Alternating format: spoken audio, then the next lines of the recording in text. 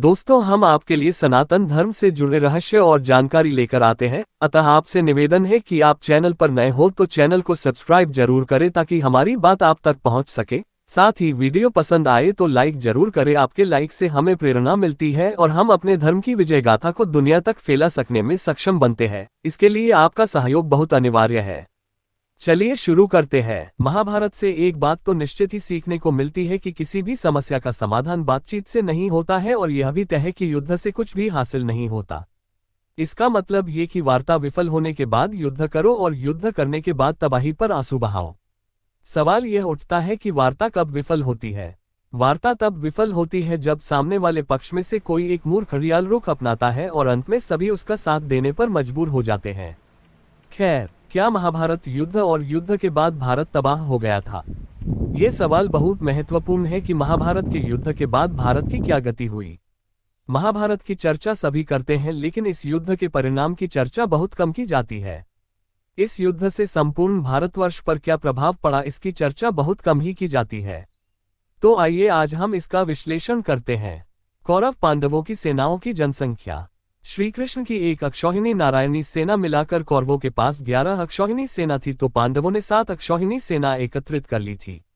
इस तरह सभी महारथियों की सेनाओं को मिलाकर कुल 45 लाख से ज्यादा लोगों ने इस युद्ध में भाग लिया था। उस काल में धरती की जनसंख्या ज्यादा नहीं थी। यदि हम वर्तमान समय की 7 अरब जनसंख्या से तुलना करें तो आज विश्व की सभी सेनाएं मिलकर 1 करोड़ होगी। लेकिन उस काल में जनसंख्या इतनी नहीं थी। 1947 के पहले भारत की जनसंख्या लगभग 40 करोड़ के आसपास थी। 1650 ईस्वी में संपूर्ण धरती की जनसंख्या लगभग 50 करोड़ थी।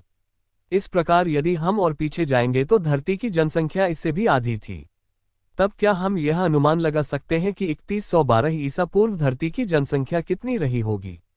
अनुमान ज्ञान नहीं होता, ये वास्तविकता के करीब हो सकता है और नहीं भी। लेकिन यदि 1 करोड़ लोगों ने युद्ध में भाग लिया होगा तो निश्चित ही कम से कम भारत की जनसंख्या 5 से 6 करोड़ के बीच तो रही होगी, क्योंकि तब आज जितने शहर या गांव नहीं थे।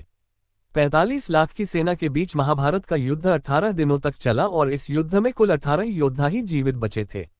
महाभारत के युद्ध के पश्चात कौरवों की तरफ से 3 और पांडवों की तरफ से 15 यानी कुल 18 योद्धा ही जीवित बचे थे, जिनके नाम हैं कौरव के कृतवर्मा, कृपाचार्य और अश्वत्थामा, जबकि पांडवों की ओर से युयुत्सु, युधिष्ठिर, अर्जुन, भीम, नकुल, सहदेव, कृष्ण, सात्यकी आदि।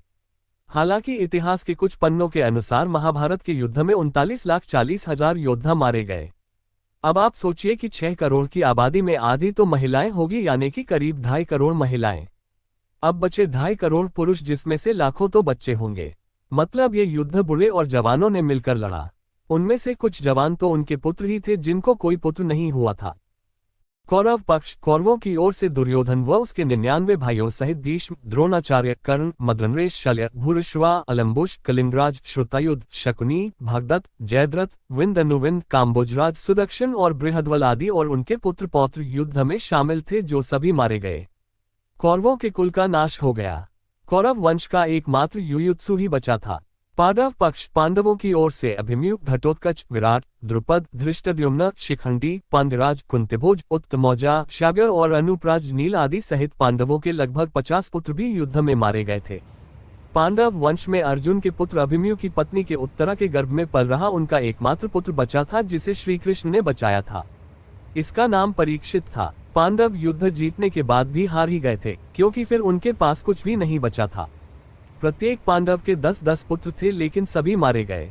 यादव पक्ष। श्री कृष्ण की नारायणी सेना और कुछ यादव युद्ध में और बाद में गांधारी के शाप के चलते आपसी युद्ध में श्री कृष्ण के कुल का नाश हो गया।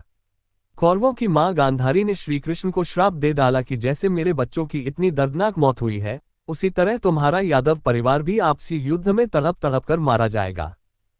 इस तरह हमने देखा कि इस युद्ध में कई पिता और पुत्रों ने एक साथ भाग लिया था, जिसके चलते 3 पीढ़ी एक साथ खत्म हो गई थी। कौरवों और पांडवों के इस महामरण युद्ध में सिर्फ उनका ही वंश नष्ट नहीं हुआ, भारतवर्ष के कई राज्यों के राजाओं का वंश और उनकी सेनाओं का भी नाश हो गया था। इस युद्ध में देश विदेश के लाखों राजाओं, महाराजाओं और सैनिकों ने भाग लिया था। इस तरह 3 पीढ़ी समाप्त हो गई थी। ऐसे में लाखों महिलाएं भरी जवानी में विधवा हो गई थी। लाखों महिलाओं के समक्ष पुरुषों का संकट खड़ा हो गया था, अर्थात उनके विवाह के लिए पुरुषों का होना भी तो जरूरी है। ये सिर्फ अनुमान ही लगाया जा सकता है। अनुमान ज्ञान नहीं होता, लेकिन ये तय है कि इससे समाज में एक धर्म संकट की स्थिति खड़ी हो गई थी। समाज का नेतृत्व करने वाला कोई नहीं था। राज्यों में बिखराव हो गया था। इतने लोग नहीं थे कि वे राज्य की व्यवस्था को संचालित करते। कहते हैं कि इस युद्ध के परिणामस्वरूप भारत से वैदिक धर्म, समाज, संस्कृति और सभ्यता का पतन हो गया। इस युद्ध के बाद से ही अखंड भारत बहुधर्मी और बहुसंस्कृति का देश बनकर खंड खंड होता चला गया। युद्ध के बाद युधिष्ठिर संपूर्ण भारतवर्ष के राजा तो बन गए, लेकिन सब कुछ खोकर किसी में भी पांडव में राजपाट करने की इच्छा नहीं रही थी। सभी को वैराग्य प्राप्त हो गया था। ये देखते हुए युधिष्ठिर ने राजा का सिंहासन परीक्षित को सौंपा और खुद चल पड़े हिमालय की ओर, जीवन की अंतिम यात्रा पर। उनके साथ चले उनके चारों भाई और द्रौपदी आदि। उनसे पहले ही धृतराष्ट्र और गांधारी हिमालय चले गए थे। वहीं सभी का अंत हो गया। महाभारत युद्ध के कारण देश बर्बाद हुआ। उस युद्ध ने समूचे आर्यावर्त को खंड खंड कर दिया। इस युद्ध के बाद देश टुकड़ों में बंट गया। सैकड़ों वर्षों तक खामोशी छाई रही। लोग अपने अपने तरीके से जीवन यापन करने लगे। पौराणिक धर्म और अन्य कई तरह के धर्मों का विकास होने लगा। विदेशी भारत में आकर बसने लगे, लुटने लगे, आक्रमण करने लगे। यवन, शक, खून और कुषाणों का आक्रमण तो बहुत बाद में शुरू हुआ। उसके पहले महाभारत के बाद तो भारत के हजारों लाखों लोगों ने कालांतर में भारत से बाहर निकलकर अरब, तुर्क, मिस्र, मलेशिया, इंडोनेशिया, चीन, रशिया आदि सभी जगह जाकर बसने लगे। धर्म का एक नया मार्ग खुलने लगा। वहां उन्होंने नई संस्कृति और धर्म की नींव रखी। इस बात का वर्णन कोई नहीं करता है कि किस तरह जैन और हिंदू संतों ने अरब, यूरोप और रशिया में जाकर धर्म का प्रचार प्रसार किया, जिसके चलते वहां कबीलों में जी रही मानव सभ्यता को ज्ञान की एक नई रोशनी मिली। महाभारत के बाद धीरे धीरे धर्म का केंद्र तक्षशिला वर्तमान के पेशावर से हटकर मगध के पाटलिपुत्र में आ गया था, जो कि बाद में घातक साबित हुआ। गर्ग संहिता में महाभारत के बाद के इतिहास का उल्लेख मिलता है। अयोध्या कुल के मनु की 94 पीढ़ी में बृहद्रथ राजा हुए।